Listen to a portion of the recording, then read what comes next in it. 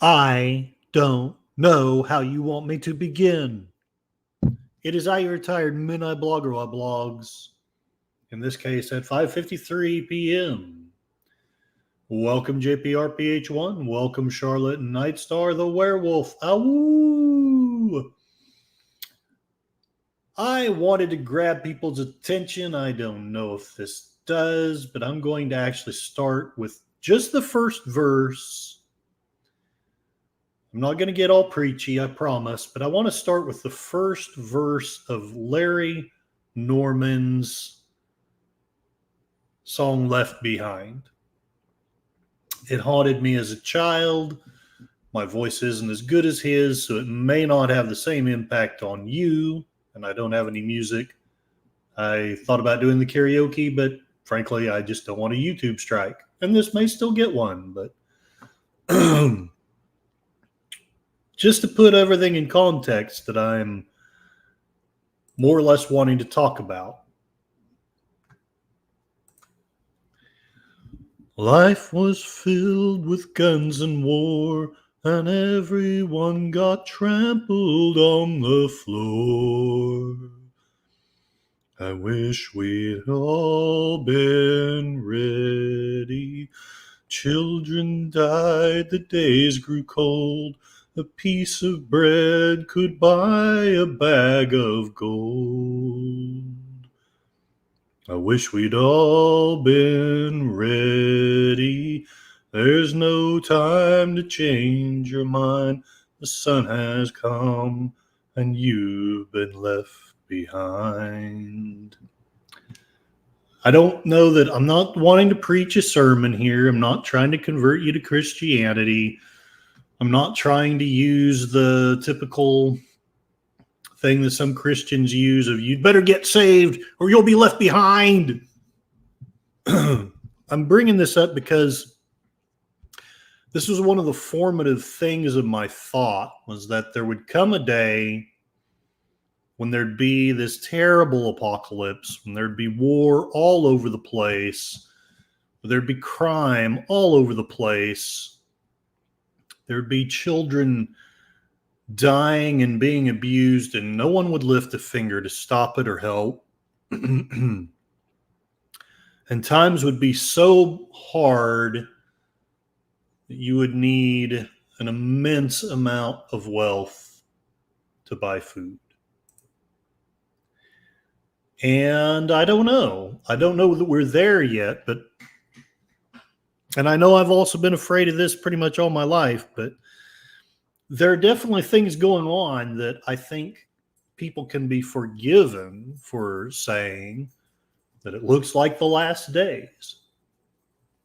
I don't know that it's the last days, but things are pretty scary. I've been talking about that a lot. Thank you very much, Charlotte. You say that my voice is lovely. I say you need your hearing checked. Have a good day. And I know JPRPH1, he has to go do some stuff. So I may be speaking to the void. That is actually okay, though.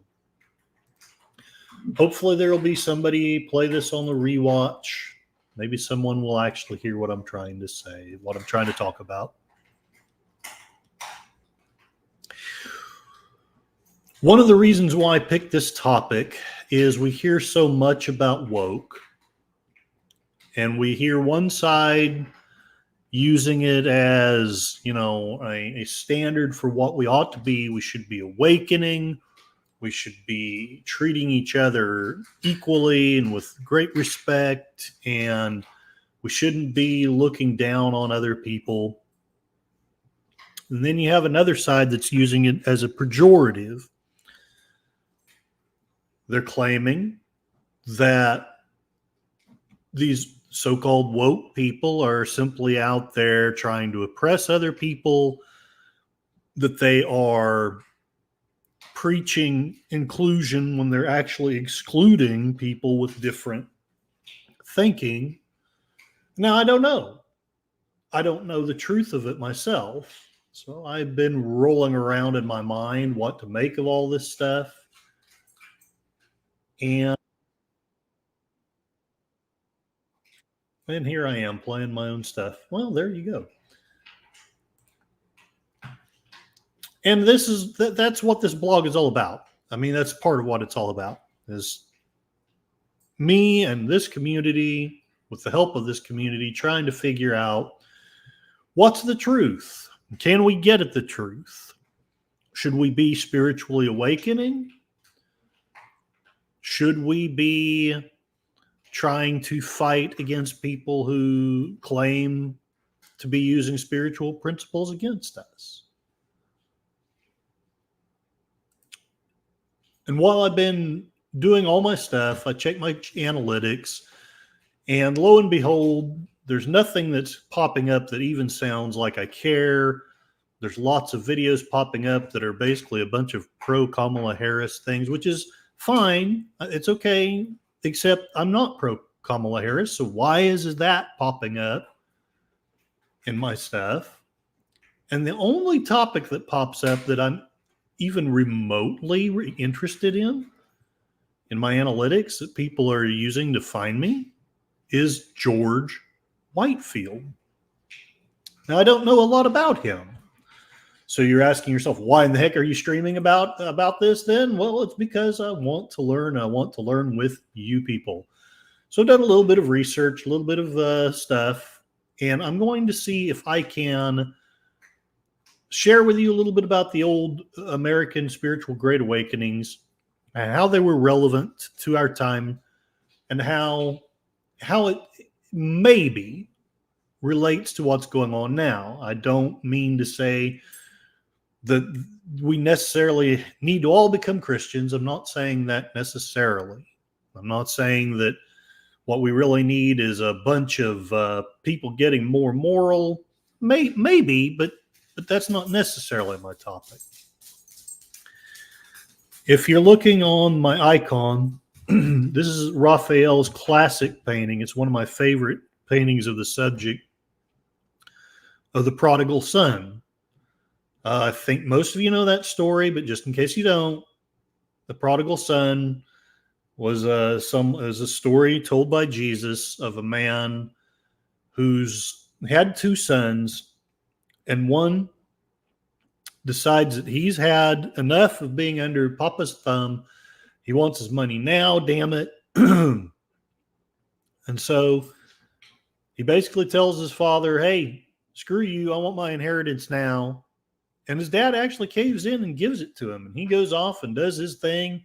He wastes all of his money, and he ends up totally broke, basically homeless, and in a terrible, terrible way. And then he decides, well,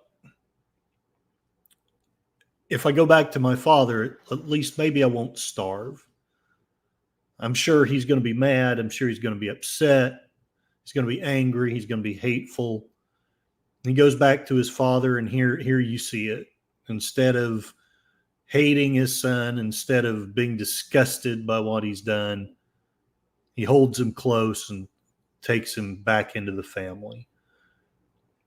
I think that this spirit at least influences how we should be treating each other. I don't know that we necessarily have to feel like prodigals ourselves. I don't know about that. But I do think we need to have the heart of that father that, you've thought this other ideology, you voted for this other person. I am disgusted and repulsed by you. I don't think that's the kind of attitude we should be having. Whoever wins in this next debate, whoever wins in this next election, we've got to come together and find a way to get over all the hatred. So, George Whitefield and the Great Awakening. Let's do a little bit of learning on that. I realize I've probably done a terrible job of getting your attention, but according to Britannica.com, the Great Awakening was a religious revival. And I know those are scary words to a lot of you, and a lot of you have good with respect to my fellow Christian friends, there's a lot of people who have good reasons to be terrified of those words. You spend 16 years married to the person that I was married to, and you'll probably be a little terrified of it too. I don't mean to sound judgy. I hope you notice that I'm coming back to the subject and I'm trying to come back to it. Maybe not exactly like the prodigal son, but with some forgiveness in my heart. The Great Awakening was a religious revival in the British American colonies, mainly between about 1720 and the 1740s. It was a part of the religious ferment that swept Western Europe in the latter part of the 17th century and early 18th century. Referred to as pietism and quietism, I got to admit, I actually kind of like that last one, at least the word. In continental Europe, among Protestants and Roman Catholics, and as evangelicalism in England under the leadership of John Wesley, 1703 to 91. The Puritan fervor of the American colonies waned toward the end of the 17th century. So maybe you remember, but at least the British colonies were in part, not entirely, but in part colonized by the Puritan pilgrims. And stereotypically, they were very grim, very lawful people. You know, you couldn't sing, you couldn't dance on the Sabbath. You know, we're going to try a bunch of girls for being witches and hang them. There's good and bad to the Puritan movement. And I've only emphasized the bad, but there was good too. They also believed in that they should be able to worship as they please. Now, ironically, it took them a long time to realize that maybe everyone should be allowed to worship as they please. But that Puritan fervor waned, and the Great Awakening under the leadership of Jonathan Edwards, George Whitefield, and others served to revitalize religion in the region. The Great Awakening represented a reaction against the increasing secularization of society. Basically, it was, well, I'll finish reading, then I'll make my statement if I remember to. It was a reaction against the increasing secularization of society and against the corporate and materialistic nature of the principal churches of American society. A number of conditions in the colonies contributed to the revival: an arid rationalism in New England, formalism in liturgical practices, as among the Dutch Reformed in the middle colonies, and the neglect of pastoral supervision in the South, which that sounds about right. The revival took place primarily among the Dutch Reformed, Congregationalists, which was what my father's parents were, Presbyterians, Baptists, and some Anglicans, almost all of whom were Calvinists. By making conversion the initial step on the road to salvation, and by opening the conversion experience to all who recognized their own sinfulness, the ministers of the Great Awakening, some intentionally and others unwittingly, democratized Calvinist theology. The Great Awakening has been seen, therefore, as a development toward an evangelical Calvinism. Indeed, the evangelical types of religious worship promoted by the revival helped make the religious doctrines of many of the insurgent church denominations, particularly those of the Baptists and the Methodists. My mother's parents were Methodists, for what that's worth, which is kind of odd now that I think about it. But anyway, it is what it is. They made those denominations more accessible to a wider cross-section of the American population. The revival preachers emphasized the terrors of the law. This is where they get a bad rap, possibly deservedly so. A lot of hellfire and brimstone.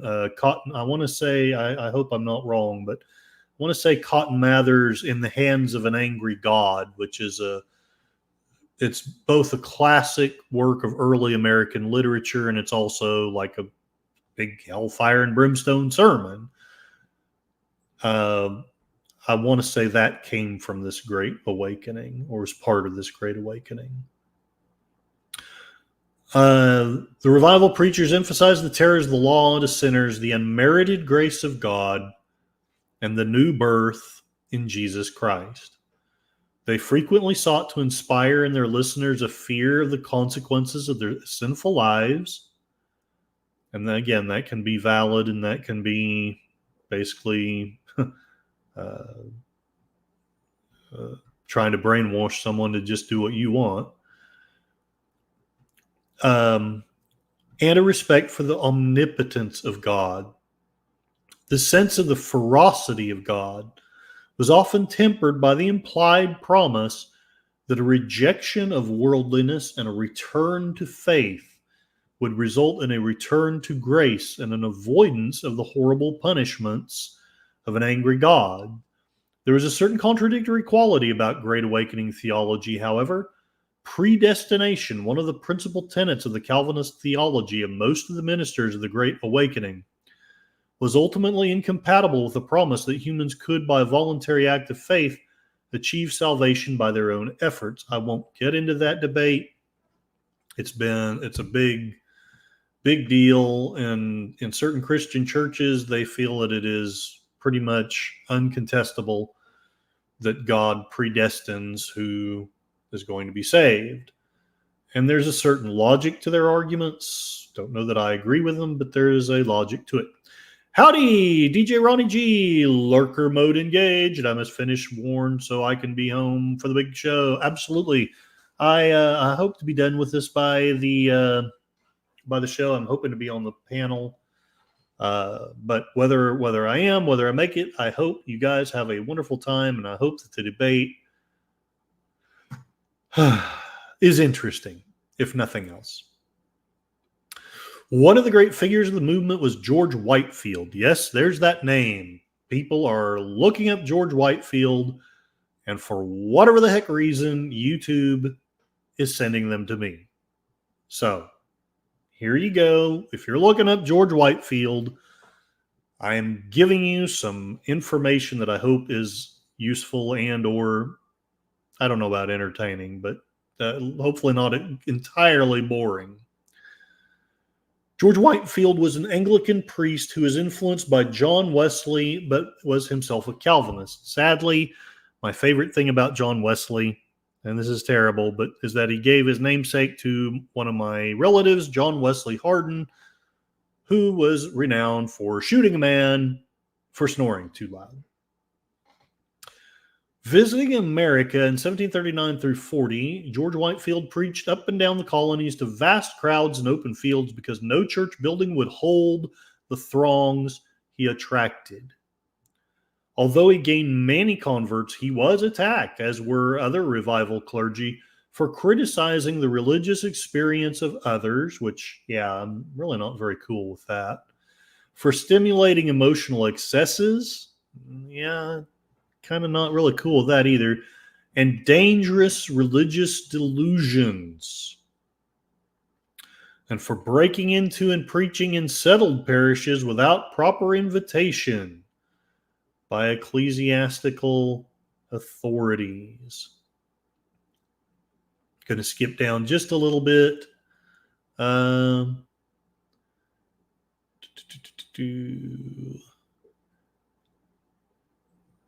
The Great Awakening stemmed the tide of Enlightenment rationalism among a great many people in the colonies, which probably are already aware, but the Enlightenment rationalism was hugely influential on our founding fathers. But then again,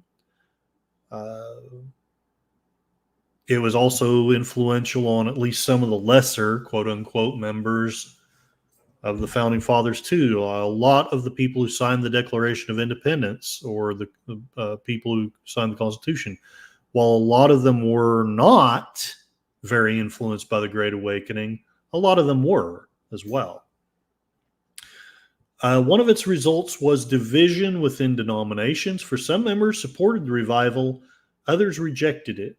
The revival stimulated the growth of several educational institutions, including Princeton, Brown, Rutgers University, and Dartmouth College.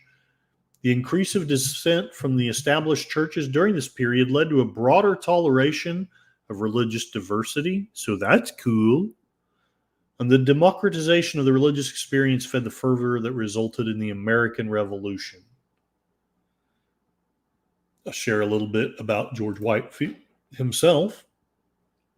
Again, to satisfy the people who are looking him up, he was born December 27, December 16, 1714. December 16 was old style. I won't dive into that. The calendars had some changes over the years. Gloucester, England, died September 30, 1770 in Newburyport, Massachusetts. He was a Church of England evangelist who, by his popular preaching, stimulated the 18th century Protestant revival throughout Britain and in the British American colonies. In his school and college days, Whitefield experienced a strong religious awakening that he called a new birth. Now, this is one of the reasons why I'm trying to tie together. We're using the word woke now, and I get there's probably a good reason why we're distinguishing it from awakening. But to me, well, I'll give my opinion later. At Oxford, he became an intimate of the Methodists John and Charles Wesley. At their invitation, he joined them in the missionary work in the colony of Georgia in 1738. So, essentially, Britannica, I don't know why, but I guess I'm behind a paywall. But the long and the short is he couldn't afford to go to college. His father had died. His mother raised him more or less on her own. And,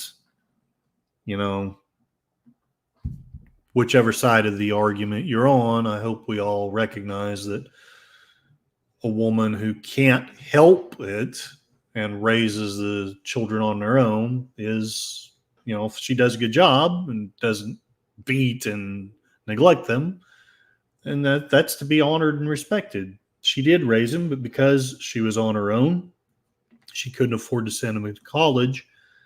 And he went to college as basically an indenture, more or less.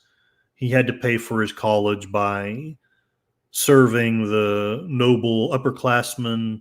He had to dress them, bathe them, more or less do their studies. That is all from this article that I promised you could read behind the paywall, and I did read it until, I guess now, Britannica's mad at me for looking up a bunch of stuff without paying them. Well, so be it. And now I will share with you just a little bit about the Second Great Awakening. I want to get to the modern topics as quickly as I can because, frankly, I probably lose 90% of my audience by talking about history. Hopefully, those of you who like history are listening with some benefit.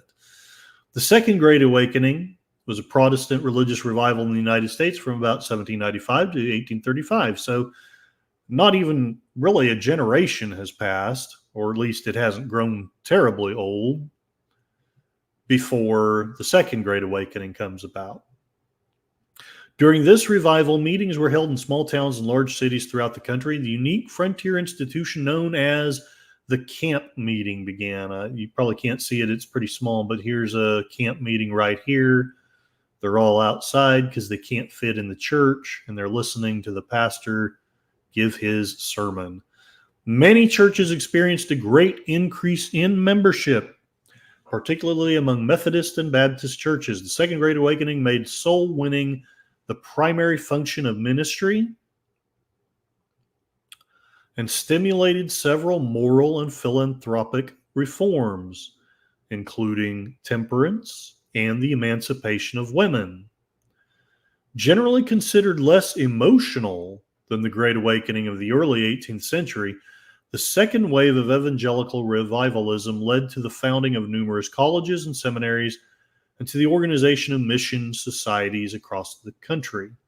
I think I am going to make a side note here. I think it's interesting that many of the colleges that were founded by these movements are now basically turning against everything that they taught, whether good or bad. The Second Great Awakening can be divided into three phases. The first phase, from 1795 to 1810, was associated with frontier camp meetings conducted by American preachers James McCready, John McGee, and Martin W. Stone in Kentucky and Tennessee. The second and more conservative phase, there's that word I love, of awakening was from 1810 to 25, centered in the Congregational churches of New England under the leadership of theologians Timothy Dwight, Lyman Beecher, Nathaniel W. Taylor, and Asahel Nettleton. The third and final phase, from 1825 to 35, stemmed with the activities of evangelicist Charles Grandison Finney, who began his revivalism in small towns in western New York in the 1820s. Eventually conducted revival meetings in the largest cities of the United States and Britain. During the Second Great Awakening, revivalist theology in many denominations shifted from Calvinism to a practical Arminianism, which I'm not going to go into. I don't really care that you know the theologies. I just want you to know that these movements happen and why they're important. Preachers emphasized the ability of sinners to make an immediate decision for their salvation. Theological differences almost disappeared among evangelical churches. Moreover, under Finney's aegis, a rationale for carefully contrived revival techniques evolved. After 1835, an irregular corps of professional revival experts traveled through the towns and cities of America and Britain, organizing annual revival meetings at the invitation of local pastors who wanted to reinvigorate their churches. Although many American Protestants lost interest in revivalism in the first half of the 20th century, tent revivals as well as annual revivals in churches in the South and Midwest continued to be an important feature of Protestant church life. I would suggest that, if my limited understanding is correct, that it evolved.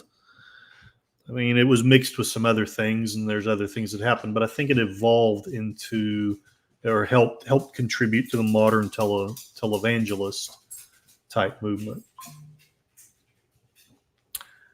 which I am not particularly fond of, but if you are, that's okay, because, if it's done some good in your life, I'm happy, and I don't want to take that away from you.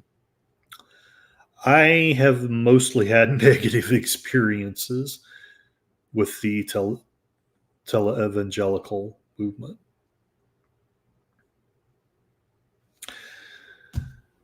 So, why in the world are you talking about all this other than the fact that people are looking you up and you're silly enough to try to give them what they're looking at?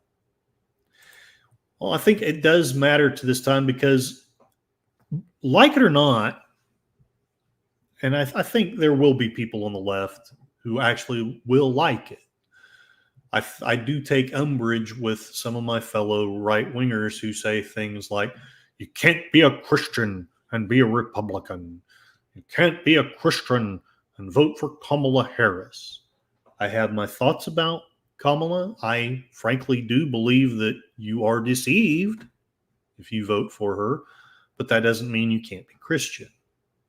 I could be the one that's wrong. You could be the one that's right. For me to try to make that a theological thing, for me to try to say that your salvation in heaven or hell depends on who you vote for, that to me is very disingenuous. I don't know many people who've gone that route. I'm sure that we can all think of one or two people who have, but to be fair to the other side, yeah, there may be some idiots out there. I mean, there absolutely are idiots out there. We all know that are saying you can't be a Christian and be Democrat. But my experience is that a fair percentage of right-wingers are not saying those things. Now, of course, again, the left has idiots on their side saying all kinds of ridiculous stuff. That's one of the things I'm trying to expose on this channel. I don't want my friends to be deceived by those people. I want them to vote with their eyes open. I want them to vote with their I want them to be able to vote and say when they're done, I did it well informed. And the fact that they voted differently than me, well, that just makes them bad people. I'm teasing. Awakening has become a very different thing, though, than it was 200 years ago. I know that this is debatable, but I do think we were at least largely a Christian society 200 years ago. That doesn't mean that everybody was. That doesn't mean that there weren't lots of influences outside of Christianity. I think it's equally silly to just make a blanket statement that you could take, say, Benjamin Franklin and put him in any modern church and he'd feel right at home. I doubt that's the case. But we were largely a Christian people. Even those people who had their questions and their doubts, unless they were very vehement about them, they had strong influences from the Christian churches because many of them were sent there as children. But things have changed. And again, that isn't necessarily bad. Oh, hey, here we go. We have people in the chat. Sorry, I've been rambling and not even looking at you guys. Mr. Lundell's Groovy Movies. Actually, history is fun to listen to. That's why I love you, sir. You actually love history, and that is awesome. Matt Cheatwood, good evening to all. Watching on my phone. The Miller items, no, I can though. The Millerites, I can mention them. That won't detract anything from it. Essentially, I'm trying to talk about the history of the awakening movement and kind of contrast it and compare it, because it's not entirely dissimilar to the so-called woke moments of today and the surprising results that are coming out of it that maybe people didn't expect when they were doing their things back in the 60s. Millerites. Let's look up the Millerites before we move on. And Gorillas, random thoughts. Kapla. Okay, and check X one done. I will, absolutely will. Thank you very much. I know there's like there's two different streams I want to direct people to, and I'm hoping to be on one of them. Gorillas Random Thoughts is doing a watch party, I think, or he's doing a thing about the debate tonight. So while I want to get done at least by 8, because I want at least to have a chance to be on the panel and or watch it and give you guys a chance to watch some of it as well. For those that don't want to go to the debate, Troy Pacelli and Deleted Scenes are doing their Twin Peaks live at Sparkwood in 21. So there's plenty of good things to watch after I'm done haranguing you about how you should all be good Christians. Okay, there, whatever. Millerites. Let us indeed look up the Millerites. I will use this tab to do that. Millerites. 1844 and the Great Disappointment. Yeah. I don't doubt that this may have had a hand in ending the awakening movement. I wanted to do this justice. New England Historical Society. Let's look at New England Historical Society.com.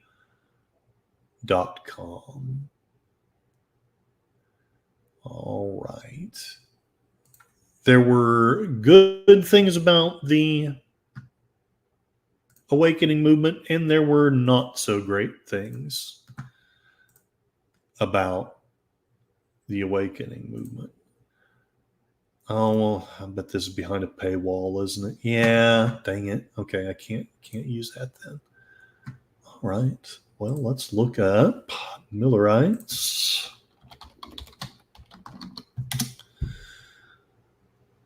I really want to use something better than Wikipedia. Britannica's already mad at me.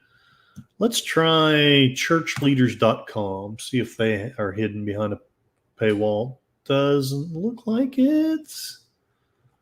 All right, let's talk about the Millerites. I began the song. I'm kind of glad you came in late, Matt Cheatwood, because you might have been worried. I started this stream because I'm trying to figure out how to actually get people's attention. But I started it with the first verse to Larry Norman's Left Behind. Now, I don't want to get into the controversial topic of the rapture. Some people believe in it, some people don't. I don't really even want to get into it. Well, I will have to for this next article, but I don't want to get into it as far as where do I stand, what do I think, because I've found that it is all too often a distraction from real topics. Not that this is a distraction, Matt. This is actually important because it's had so much influence on the way we've been thinking and frankly the cults that have come out of it. Am I reverbing? I cannot tell. Let me stop sharing the screen. Testing. I know I've shut off the YouTube, so it shouldn't be reverbing, but it could be. Okay, Mr. Lundell, yeah, let me know if what you mean is it's on Curtis's end or on Gorilla's end.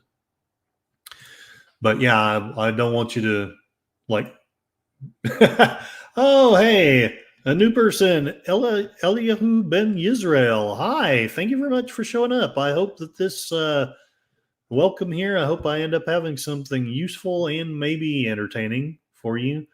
The discussion is the Great Awakening of the early American history and how it kind of pertains, although not necessarily in the fundamentalist way, toward the woke movements of today. Darth Plato says, resist woke, they're planted in the midair. Shalom. Thank you very much. I hope you will forgive me. I don't have a vast knowledge of Hebrew, or I have a layman's mild amount of knowledge about Judaism, but if you probe too deep, you'll find my ignorance quickly enough. But I absolutely respect the Jewish and the Christian faiths. So, Darth Plato, their feet are planted in mid-air. Yes.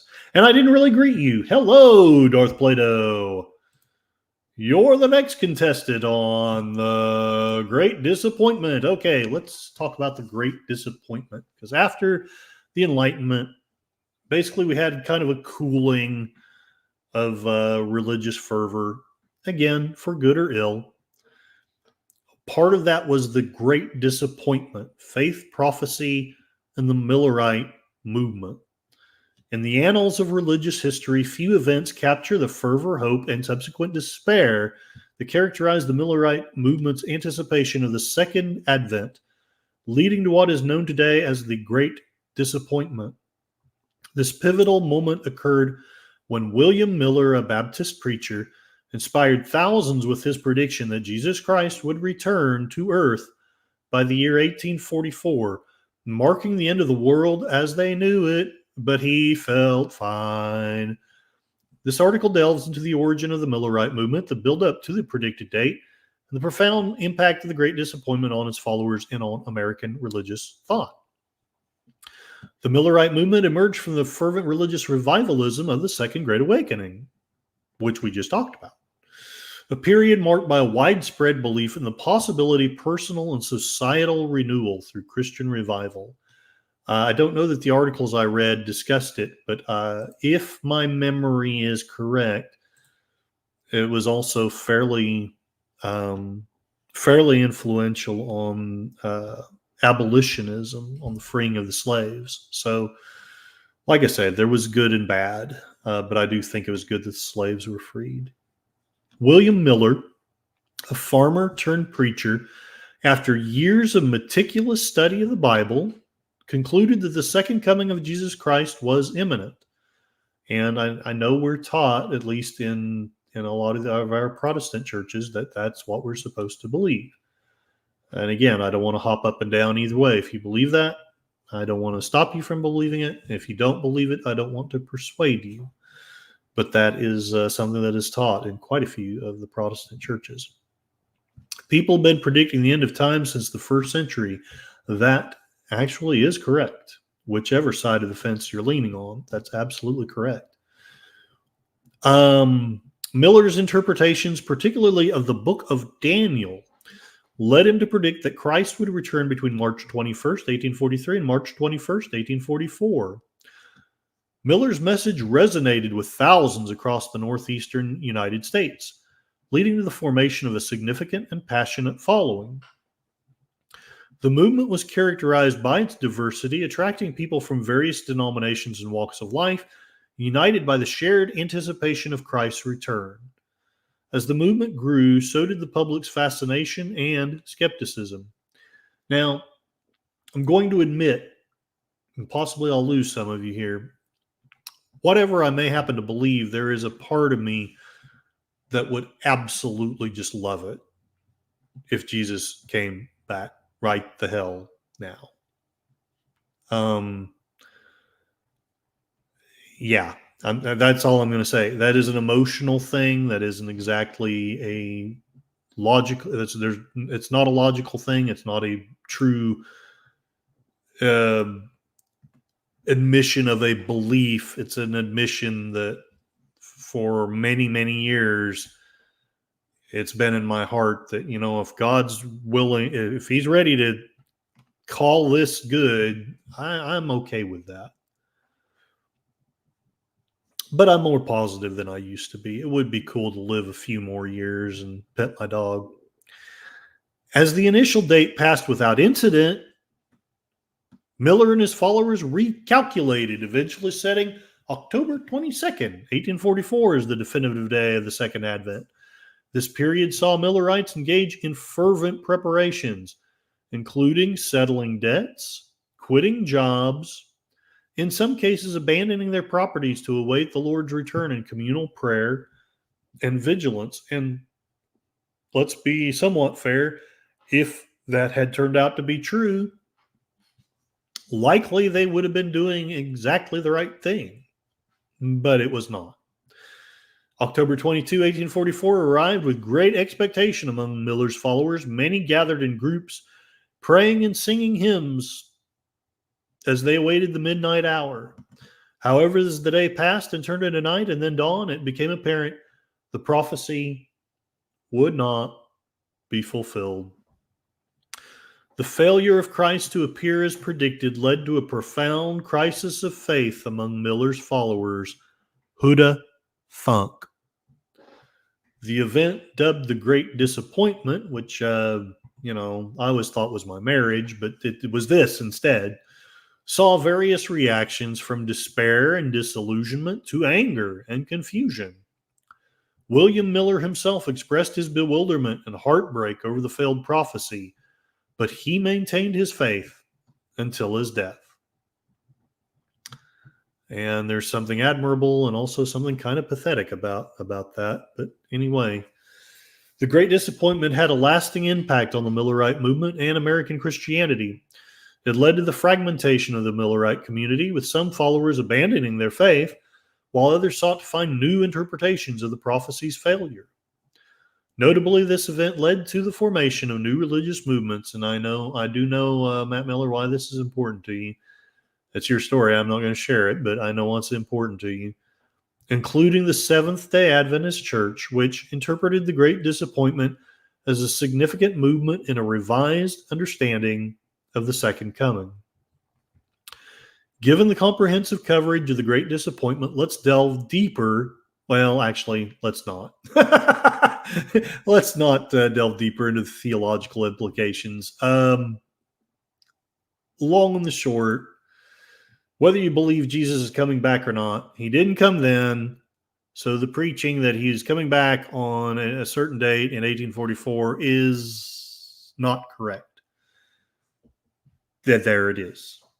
I know that most of my evangelical friends will want me to point out that the Bible does. I can't remember the verse exactly because I'm not really prepared really to talk about this topic per se, although maybe I should have been.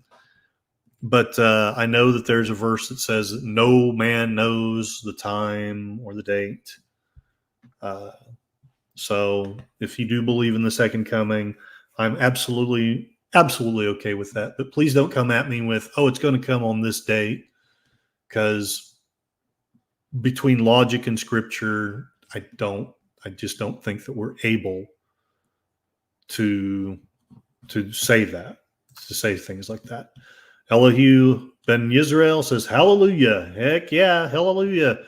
And yes, Mr. Lundell's Groovy Movies, the Seventh-day Adventists were born. DJ Ronnie G says what may be the most intelligent statement yet in this stream.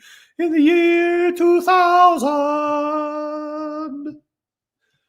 In the year 2000. And I can't hit high notes anymore. Well, obviously things have changed in the last 170 some odd years. We've had religious revivals. We've had, people argue sometimes that the 40s and 50s were a spiritual awakening. You have people who will argue that the Jesus movement of the 70s was a spiritual awakening. And possibly so. But I don't think we can look back on those perspectives of time and see them as influential as the other two. So I'm bringing this all up because now we have, since the 60s, possibly before, actually I know definitely before, but it gained momentum in the 60s. We've been having a counterculture, and I don't want to be disrespectful toward that side either. They've been preaching that we do need a spiritual enlightenment. Some of those people embraced Christ, reference back to the Jesus movement of the 70s. And some of them were very much, Christ is right the hell out. Many of them embraced the New Age movement. Many of them embraced Hinduism, Buddhism. Again, I'm not here to try to convert you or try to talk you out of any of that. But these people have been saying that we need to be more spiritual, but I think let me know in the chat, but I don't think there are going to be many of you who will argue that we have largely become a secularized,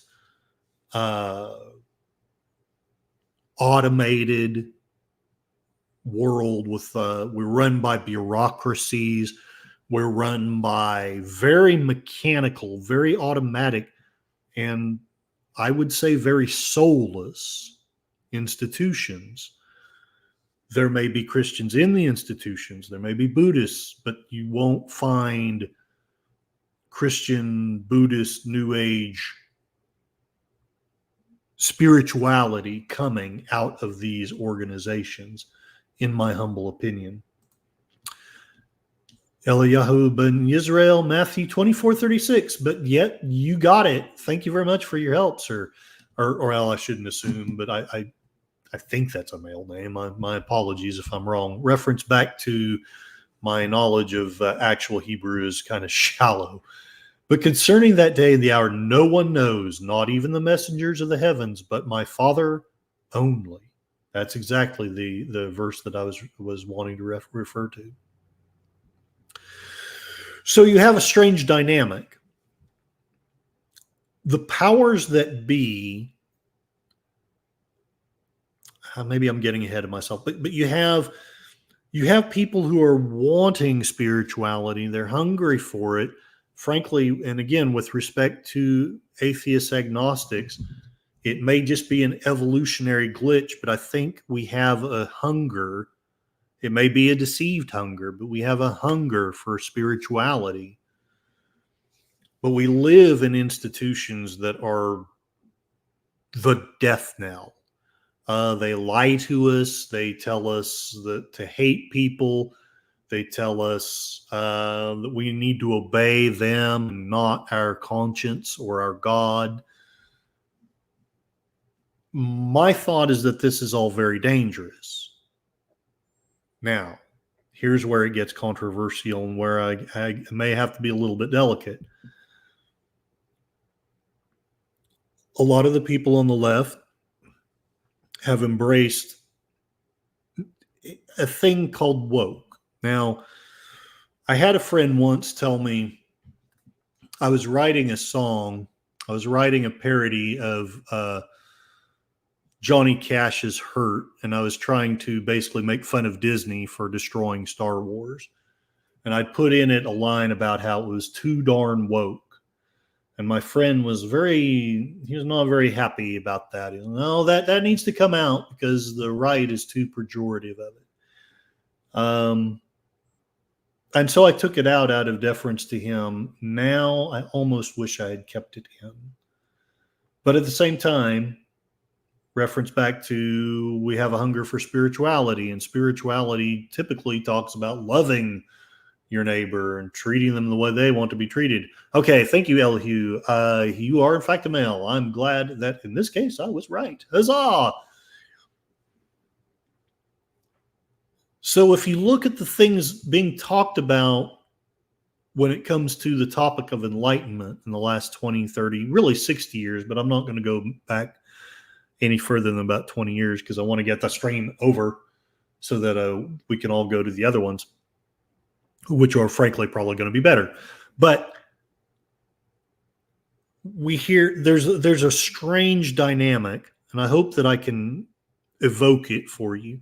We have this strange dynamic of a state and a corporate hegemony that is telling us what woke should be. It's telling us how we need to act if we're going to be enlightened and inclusive. But then very often you hear people who are honestly seeking if they don't achieve enlightenment. And they're saying similar things. In other words, yes, we need to include as many people as we can. Yes, we need to be loving and kind to everybody, or at least more people. But there's a difference. I don't know if I'm going to be good enough to paint it for you, but I'm going to try. Tim, who is this Jesus Christ guy? I like the cut of his jib. There was a Saturday Night Live skit way back in the 70s. This lady was watching one of, I can't remember. It's like, who knows? It was a show about Jesus Christ. And basically she was lusting after him. And as a kid, I thought it was funny. And then I grew up and became all stuffy and thought it was, oh my gosh, that's terrible. That's profane. And now I'm back to, I'm kind of in between. And it may have been. I mean, it may have been. But it's also kind of funny. So I know some people don't like the idea of Jesus laughing, but even though I can't prove it from the Bible, I think he was able to laugh, and within some limits, some reasonable limits, I think he would have been able to laugh at himself. I know that may be heresy, but that's one of the things I do believe.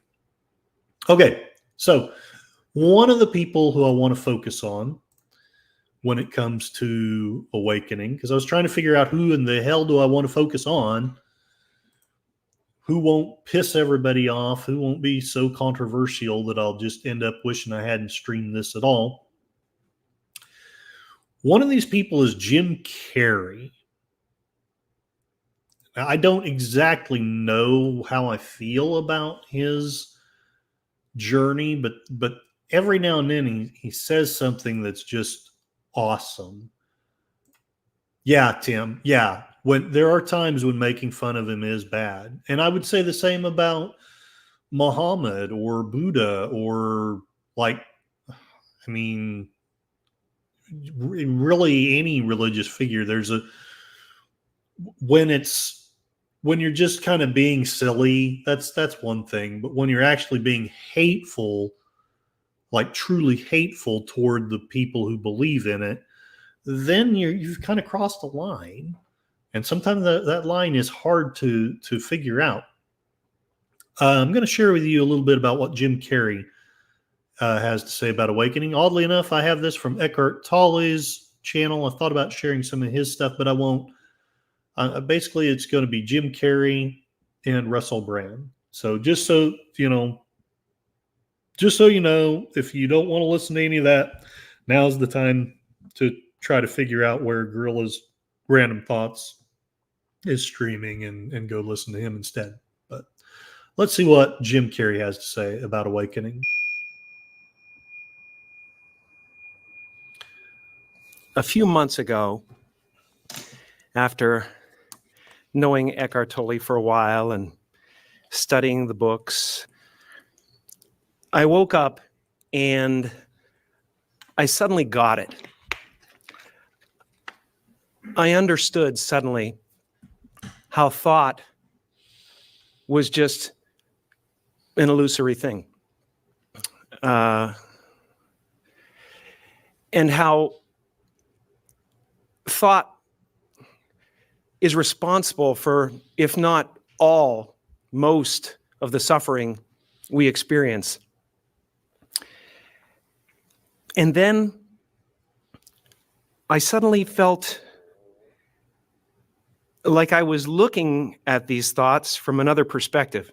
And I wondered, who is it that's aware that I'm thinking? And suddenly I was thrown into this expansive, amazing feeling of freedom. I'm going to pause there for just a second. One, to check on the chat, and two, to make a few observations. Elihu Ben Yisrael, I know our Messiah was hilarious. Just, yeah, honestly, if you read his stuff, and again, I'm not saying you should not read it with reverence, but if you read some of his parables in the context of the time are freaking hilarious. Anyway. Oh, well, yeah, there's the Paris Olympics. So I don't know that I want to get into that per se, but I get, let's just say I get how I think you feel about it. I really do. You are believing and thinking, and I'm not going to argue. Again, I'm not going to argue you out of that. And someone who believes differently, I'm not going to try to persuade of what you believe. But I think it's a legitimate thing to feel that possibly this was something done in mockery of Christ. And if it was something done in mockery of Christ, why is that acceptable? I mean, should they have had the right to do it? Yeah, 100%. You know me. I'm a free speech, nearly absolutist. They had the freedom to do that, but they also bear a responsibility for the consequences, and the consequences of insulting a people, well, they're not fun. Elihu Ben in Israel, yeah, he bashed the Pharisees all the time. Yes, he did. You'll swallow a camel but strain out a gnat. I love that. I just love that. And that's actually funny if you think about it. The image of, well, I'm not going to let this gnat through, but look at this camel. No, that's hilarious. You know the people had to be laughing, and you know that's why the Pharisees had to be upset with him. Nobody likes to be laughed at. But sometimes we all need to have someone laugh at us to kind of remind us that we're human. The observation I want to make about Jim Carrey, I've never been enlightened, but I have had some times in my life where I've made painfully vague and altogether inadequate efforts at striving for it.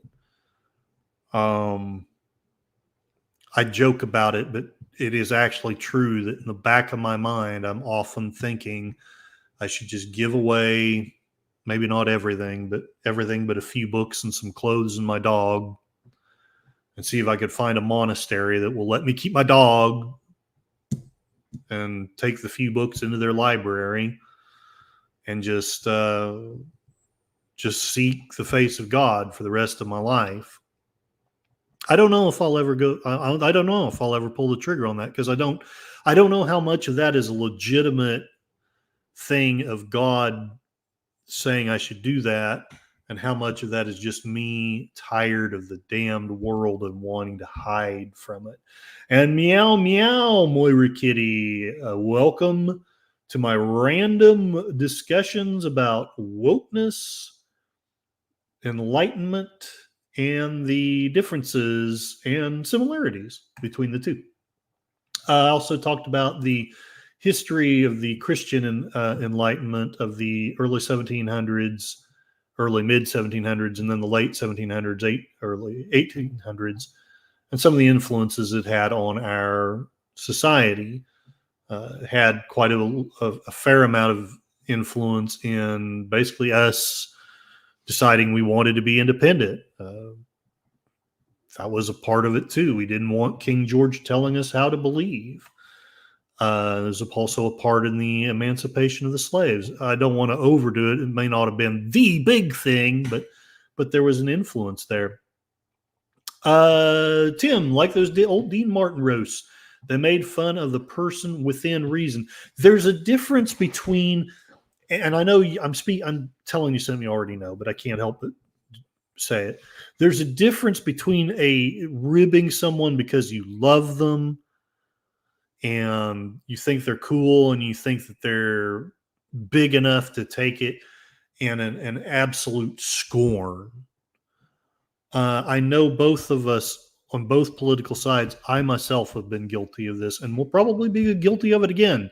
Sometimes my jokes likely get maybe a little too close to actual hatefulness about the opposite side. And possibly, even though I have huge differences with them and I understand why people feel the way they do, possibly that's unfair. Yes, there is the debate tonight, and I'm trying to at least get close to done before then. It will probably be more like a dog show. Howdy, JPRPH1. I hope you had fun at your gig. If you're done, that is great. What am I shaking my fist at today? Well, I'm trying to be spiritualified, sort of, at Sashi. I'm shaking my fist. At the end, I may shake my fist, but until then, I'm going to be a little bit of a Pharisee hypocrite myself and pretend that I'm more spiritual than I am. But the discussion is about the differences, the historical Christian awakening of the of early America, colonial America, and then early constitutional America, and the differences and similarities between spiritual enlightenment and the woke movement. I always bite off more than I can chew. We're already an hour in. Holy crap. Okay. People are saying hello, meow, and good evening. Tim, Darth Plato. It is going to be a fun watch. That is for sure. Yeah. If I'm on a panel, you'll probably see me guilty of what I just said. I'll probably say some not loving things towards certain people. Sashi, the man from the future. Greetings, everyone. My neighbor's cat is swatting at my hands as I type, so I may be less active in the chat. Well, that's okay. And Enigma Severus. Oh no! Yes, I will be longer now. I talked about. I kind of wish you'd been there for that, because you would have contributed some really cool stuff to that. I know, but I was talking about the spiritual awakenings, the Christian spiritual awakenings that occurred in America in the colonial period and in the late 1700s, early 1800s, how they influenced our society, sometimes for ill. I also talked about the Millerites and the Great Disappointment and how certain segments of Christianity lost credibility in some people's eyes because the Millerites predicted Jesus was returning on a certain date. And surprise, it didn't happen. Tim, the founding fathers, they knew what rights were from God. Well, that's exactly right. Whatever you may think about Thomas Jefferson, and don't get me wrong, I want to be accurate on this too. You know, he wasn't keen on miracles. He wasn't keen on the supernatural. I'm not going to go so far as to say he didn't believe in it, but he felt that it, if I'm understanding him correctly, he felt that it was often just kind of used as a parlor trick, and he didn't like that. So, but he did. I think it's nearly incontrovertible. Believe in a God. He believed that God created the world, and he believed that our rights can't come from God. So, I mean, he's an interesting guy. Definitely not a cookie cutter person. Enigma Severus has been trying to do the spiritual awakening by flirt to convert. I have been known to try that myself. Sadly, I mostly just get banned off of websites. This might be why there's not a great awakening. I am turning ladies off and not on. My bad, guys. Well, you should be reading the Kama Sutra, sir, and then you'll know how to spiritually enlighten them. Sashi, the great disappointments. Have you been talking about my relatives? No, mine. And Enigma Severus. Ha, yes, that is funny. Okay, let's finish up with what Jim Carrey is saying. Oh, crap. That's not what I meant to do at all. You ever hate it when you just push the wrong button? Push the button. From myself, from my problems, I saw that I was bigger than what I do. I was bigger than my body. I was everything and everyone. I was no longer a fragment of the universe. I was the universe. And ever since that day, I've been trying to get back there.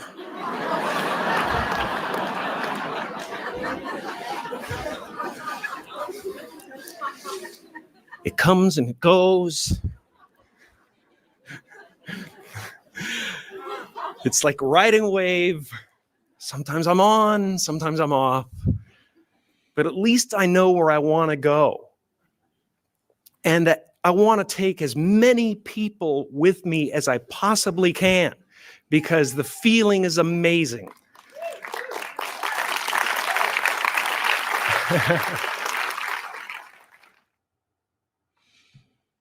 All right. So I know that that is likely debatable. I know people will likely say that his experience wasn't legitimate, that it wasn't real. I'm not wise enough to be able to say whether it is or whether it wasn't. And I'm not here to persuade you whether it is or whether it wasn't. What I'm basically trying to get at, though, is that there is a spiritual hunger, and that we're basically being, both sides are suffering from two different things. One is there's over secularization, there's over destruction of the soul on both sides, but then there's also manipulation of that spiritual hunger. I do think one side's more guilty than the other, but I do think it is on both sides. And where I'm trying to go with this is, you see people like Jim Carrey, you see people like Russell Brand, who I'm going to discuss here in a little bit. They're doing what they hope and believe will connect them with God. And sometimes that's met with kindness and with, oh, you're one of our brothers, and yeah, we're seeking the same thing. Maybe you're further along, maybe I'm further along, but we can help each other along. But then there's also, and that's where I'm going to go with Russell Brand, there's also people that will just throw freaking stones at you. Enigma Severus. And no, I respect your opinion here, your thought here. I'm sorry. I'm happy Jim Carrey is finding some peace with himself, but I really don't think he is sharing much truth. I understand that. I understand that. I wanted to find I wanted to find someone besides just Russell Brand, but I wanted it to be as uncontroversial as possible, which is probably lame. But I know already that if I put, say, one of the others I thought about was Jordan Peterson. You and I both know that every left winger out there is going to just shut the freaking video off the second I pull him up. Doesn't matter what if he says something profound or beautiful or honoring of Christ or honoring of whatever. The discussion's over. So my point isn't that Jim Carrey is enlightened or is spiritual, but he's trying to be. Tim, I'm one of those people who believes we'll find out if you're right at the end. I trust I know where I am ending up. I know I'm ending up in Albuquerque. Ending Miss Everest. I'm happy he is finding some peace with himself, though. Might be hard to hear, but I wish Robin will. Oh man, no, man. When I was the community shared. I think you were there. The movie, What Dreams May Come, and it freaking broke my heart because the whole theme of it is just that the spiritual not giving up, and in the end he did. And I don't want to say that judgmentally because I've been in some fairly dark places myself, and it would be the height of hypocrisy for me anyway. You know, maybe some of you can, but I could not wag my finger at Robin Williams without feeling like a hypocrite living the life I've lived. But it does sadden me, and I do think it was wrong. I wish he had somehow found the strength to live. But he didn't. So let's see what we have on Russell Brand. I think I'm going to change gears just a little bit, partly because I don't want to spend all day here. I thought that this would be cool, and it is, but I think this will be cooler.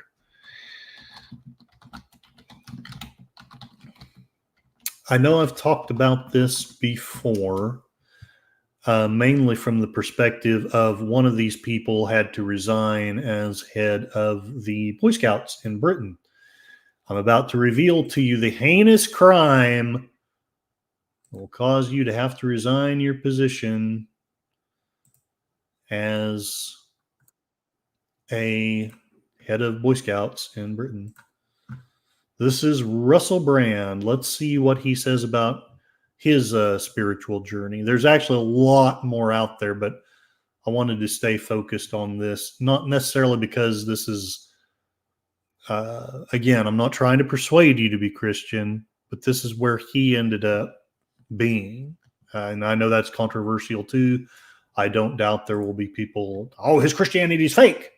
And maybe, I don't know. I don't know. But okay, get ready for work, Sashi. I will see you soon. The man, I know we've lost a lot of people in the community, and I'm sure have found comfort in their belief in God and the hope that they would see their lost ones again someday. I wanted to avoid politics until I was a little further in, but at the end of the day, when we're basically, we have not known who's been the president, who's been running this country for 2 years. I think that is a symptom of basically we've lost our soul. We don't believe in anything anymore. We don't believe in anything bigger than ourselves. Again, I'm not wanting to say that you need to be a Christian. I know the Great Commission, and I respect, the people who will walk in that. But I don't. Essentially, I want to be sure that I don't scare anyone away that might at least be open to listening to, hey, seek a spiritual path, maybe try a prayer, maybe try a holy book. I recommend the Bible, but you know what? If you want to look at this one, well, okay, just try to get closer to God. But I know that's a little bit of a heresy there too. But I hate to say it, but David, I mean, he has a point that we at least need to consider. I'm not saying we have to accept his attitude toward it, but it the the Catholic Church, the church, whatever you want to call it, there was a long history of the Inquisition and censorship, and it was, I believe, a Christian ideal to come up with freedom of speech, but there's also a lot of not great stuff that's happened too. So I can understand. This is one of the other reasons why I don't want to beat people up with Christianity, because the ones who have been abused by false Christians, they'll never come to us if we remind them of the people who scared them away. Of his his thing there, and that's the truth too. Whichever spiritual path you decide to take, even if it's atheist, whichever one it is, somebody's going to throw it in your face, and that's another reason why I'm trying. Maybe I'm going too far to be patient with people who have different views, because I don't want to be that guy. I don't want to be the one that's like, well, you're just a big dodo head because you won't believe. I think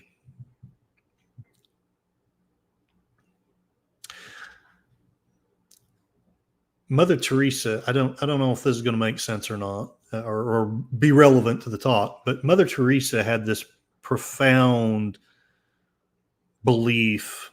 I don't know how I'd never come across it before, but the place where Jesus is on the cross and he's saying, "I thirst," she had this emotional / spiritual awakening that she, like, essentially the body of Christ metaphorically is thirsty. The people who are dying in sin are thirsting, and she was supposed to provide that water. She was supposed to meet that need. And I know she wasn't perfect, and I don't doubt you can find 20 websites that'll tell you that she was this and she was that, and likely there's truth to some, if not all of it. But she is someone who has had what I feel to be a profound influence on me. Now I'm nothing like her. I just don't have it. I'd go to Calcutta and probably die in about 2 days. But what she did accomplish, I know she failed in a lot of ways too, but what she did accomplish, I'm not going to disrespect that. And I think this is at least a touch of what Russell Brand is feeling himself. And I absolutely respect, even if it turns out that he's wrong in some ways, I respect his effort to connect with Christ. Obviously, I can only tell you what has personally drawn me towards. But at the end of the day, it's like he says here, he's been a Christian for 24 hours. So, we're not going to be able to unravel what the hell those things were about. We just have to grow closer to God as we're able to. All right. And I'm going to let Russell Brand go right there. There's a lot more I wanted to talk about, but I think I'm going to cut to the chase. Gorilla's Random Thoughts has sent me a StreamYard, and I want to go there pretty soon.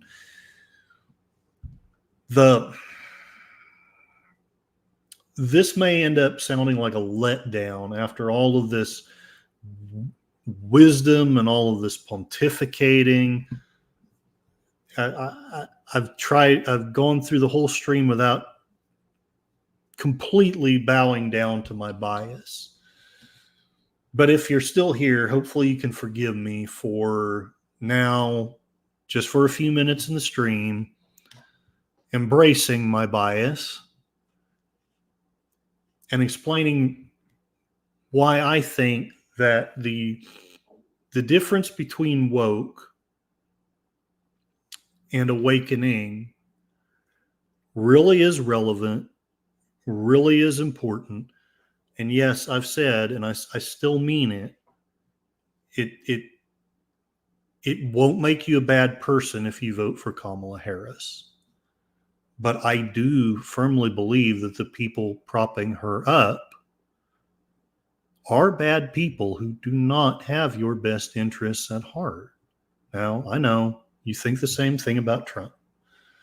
Well, that's cool, but it's my channel. I get to play with my bias. I'm going to end, after all this profound stuff, I'm going to end with what really inspired this. And I know you're like, how the hell did that inspire that? This was a post on X that kind of got me thinking down these lines. I don't know these people, so they may be horrible, terrible people that are completely full of crap, but I have no context but their tweet. And I want you to think about all the things that I've been sharing, think about all the things I've been saying, think about what Jim Carrey said about awakening, think about what Russell Brand said about awakening, think about what your religious background or your philosophical background says about spiritual or intellectual enlightenment. Think about the things that are going on, and then listen to this. And then we'll discuss it for a little bit and call it a stream. David Hogg up here, and I'm not necessarily meaning to call him out, but somebody else does. And I think that the call out has a lot in it that's more than just calling somebody out. David Hogg, I hope I'm wrong, but if we, meaning Kamala and the Democrats, lose in November, I think the main reason, I am going to tie this to the debate because I'm just that sleazy. The main reason why will be the number of young men of all races that are no longer Democrats. There's been a taboo about talking about this because we understandably are hesitant to make men a main point of conversation, given we have been for thousands of years. But we have a real problem to deal with. At this point, with 60 days to go, there isn't much we can do to recover it other than turning out more young women and trying to slow the departure of young men. I think a lot of this is caused by the disease that shall not be named and the epidemic of male loneliness in this country and the ensuing commodification through social media of misogyny. Long term, we have a lot of work to do to provide positive examples of what actual masculinity looks like that is not defined by putting down women or other people, but by lifting others up and being a true leader. Now, there's really, I won't say there's nothing wrong with that, but on its face, I think you would have to be a pretty tough nut to criticize the way that's worded. But yet Apple Lamps does criticize it, and I actually think what they have to say, while it's a little tough, but I don't think it ever quite dives into actual hatefulness. And I think there's a lot of things to be gleaned from this. Apple Lamps, oh, spare us the melodrama and the last minute gender studies thesis. Okay, that might be a little hateful, but If you're losing young men, maybe it's because they're tired of being painted as the villains in your narrative.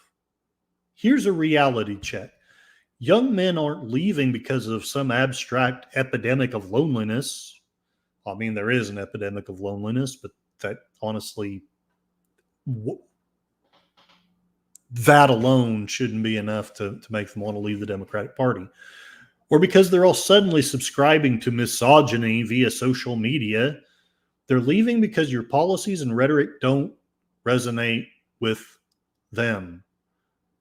They're looking for strength, opportunity, and a bit of common sense, not lectures on how they should redefine masculinity. How about the commodification of victimhood? You've turned identity politics into a business model. Guess what? Not everyone wants to buy what you're selling. Men, just like anyone else, want to be valued for their individuality, not stereotyped or blamed for historical grievances.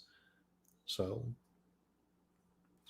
this part is relevant because, in my opinion, that would explain why they're going back to religion. They're being blamed for these crusades. They're being blamed for the Inquisition. They're being blamed for slavery. They're being blamed for women being held under for hundreds of years. And while all of those things are historical truths, a good number of the young men that are being crucified for this had nothing to do with any of it. They get to be punished for it, but they had nothing to do with it. True leadership isn't about lifting others up by putting yourself down, and that is key. Because even though the other guy sounds, and probably, hell, maybe he is a really good person, but I didn't think about it until I read Ample Lamp's response. I mean, we have to have a better example of what actual masculinity looks like. That's great, but then what models of masculinity are we putting up? I mean, I'm going to be a little unfair here, but Biden, is that our model of masculinity? You want me to run around and be senile, angry at Trump, and basically not really accomplish anything? Anyway, okay, I'll let this guy speak some more. True leadership isn't about, quote unquote, lifting up others by putting yourself down. And again, I think it's fair. It's really by lifting up others, but it's not by putting yourself down or by conforming to some sanitized, politically correct version of masculinity. It's about competence, resilience, and yes, sometimes about tough love. The model of masculinity you're pushing seems more about appeasement than actual leadership. Using the disease that shall not be named as a cover for political failings, that's low. If anything, the response to the disease that shall not be named showcased which leaders could adapt and lead under pressure. And frankly, well, I won't say any more than that. Which ones floundered with overreaching policies that many young men saw right through.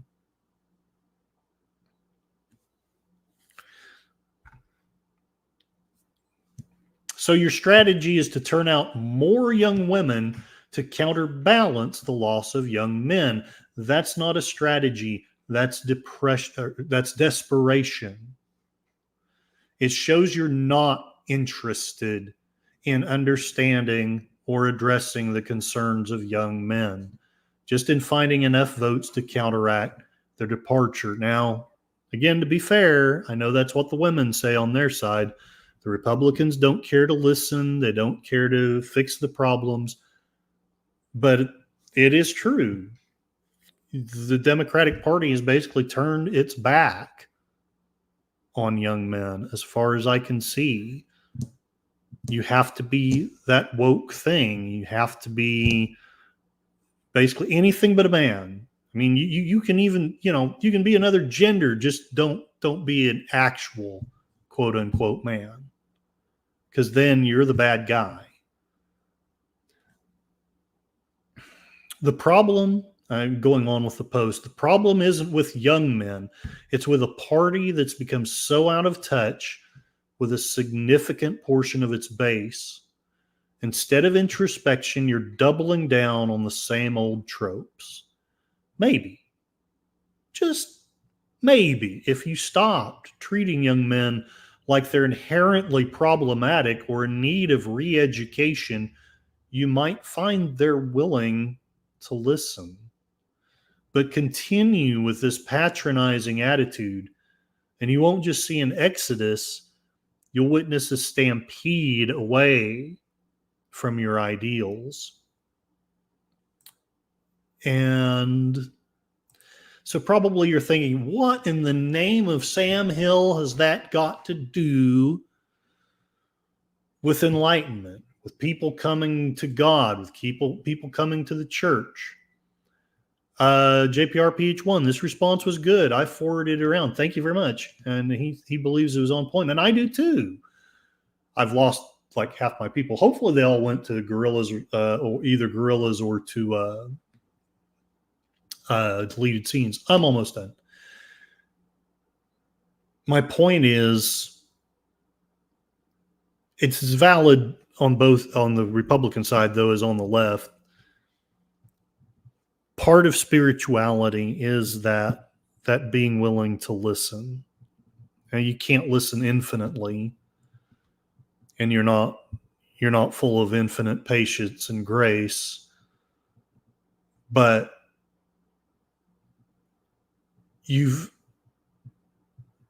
I would suggest that even if you haven't, I think you have, but even if the Democratic Party hasn't truly beaten men down to the point where they just hate being men anymore and are ashamed of it and are just desperately seeking anything, whether it's a Tate or a red pill or men going their own way, they're just desperately seeking anything that will affirm the manhood that they can't help. They were born with, they were made with it. Whatever God is out there made them that way. But yet, it's not God. I mean, it is, but it's not necessarily God that we're going to be angry at. We're going to be angry at the men.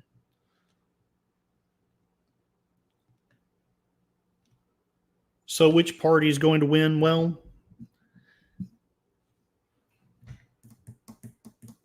if the election is legitimate, not saying it is or isn't, I'm just saying if it is, the party that's going to win is the one that looks most like that father in my icon. It's the one that's going to see some very beaten and very tired and very grubby people who are coming to find their family again. And the party that opens their arms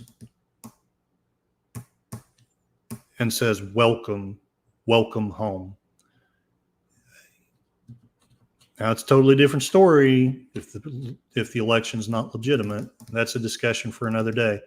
But if it is, that's the party that's going to win. And I'm going to ask you, and I know different people have different answers, which party's doing that? All right. I have said a bunch of stuff. I don't know if it was any good, but hopefully it wasn't the worst thing you ever heard. Hopefully you'll learn a little bit. I'm going to start the music and thank the people and go to the next thing. So many people. I love it. So many good and intelligent people. Thank you, JPRPH1. You're very supportive, very thoughtful. I love the prayers. I love the information you send me. Thank you for being a part of the community. Charlotte Nightstar, the werewolf. Awoo! I'm glad you liked the song, and I hope that you are enjoying whatever the heck you're doing tonight. You're probably listening to the debate. DJ Ronnie G, thank you for lurking. Thank you for your support and sharing some of your videos with me. Mr. Lundell's Groovy Movies, thank you so much for your intelligence, for your insight, for your support, and for having one of the best damn sites out there for movies. You need to go there. If you love older movies at all, you need to go to Mr. Lundell's Groovy Movies and watch a movie or two. Matt Cheatwood, thank you very much. You also are intensely informed, intelligent, and supportive. Thank you very much. I love you like a brother. I hope you are doing well and that the goats are well. Gorilla's Random Thoughts, I am coming my way as soon as this is done. Hopefully I contribute something, but even if not, I'll be in good company. Elihu Ben Yisrael, welcome to the community. I hope you liked what you heard. I am sorry if you did not, but I think you did. You seem to be very, very positive, very spiritual, very intelligent. I love that. Whether you come back or not, I hope that God causes his face to shine on you wherever you go. Darth Plato, resist woke. I appreciate your support, your intelligence, and your feistiness. It is wonderful. Tim, thank you very much. You know just how to joke and how to also respect. I love that. Thank you for being here. I'm certain you are probably at 21st and I'm having a senior moment, but you're probably watching